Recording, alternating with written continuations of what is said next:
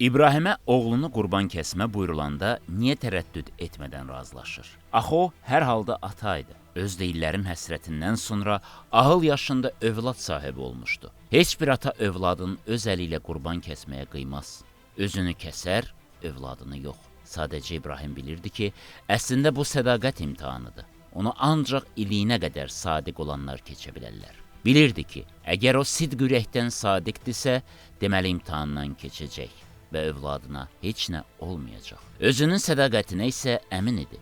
Ona görə də Qurban Bayramının tarixçəsi əslində heç də çoxlarının yanlış anladığı kimi uşağı qurban kəsmək haqqında deyil, mütləq sədaqət haqqındadır. İkinci tərəfdən, bu bayramda söhbət ümumiyyətlə nəsə kəsməkdən getmir.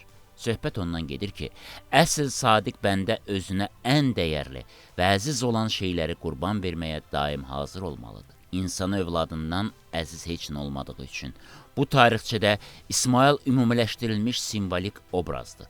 Qoç isə sadəcə hamı tərəfindən asanlıqla anlaşılan rəmzdir.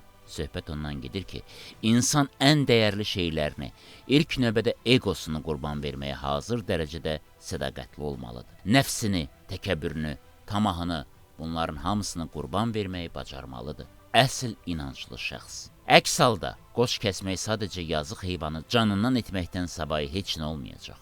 İbrahimin mütləq sədaqəti haqqında rəvayət mif, yoxsa reallıq olmasından asılı olmayaraq bəşər tarixində çox böyük mütərəqqi rol oynayıb. Bir sıra qədim dinlərdə insanları ilahlara qurban vermək ənənəsi var idi. Bəzi cəmiyyətlərdə həmin vəhşi adət hətta orta əsrlərə qədər qalmışdı.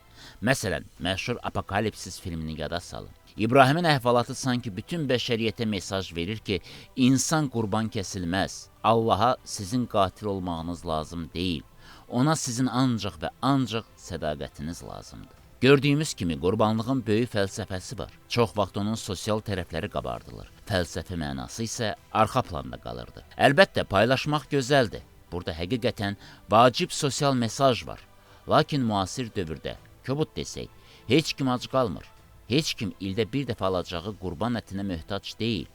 Amma insanların böyük mənəvi aclığı var.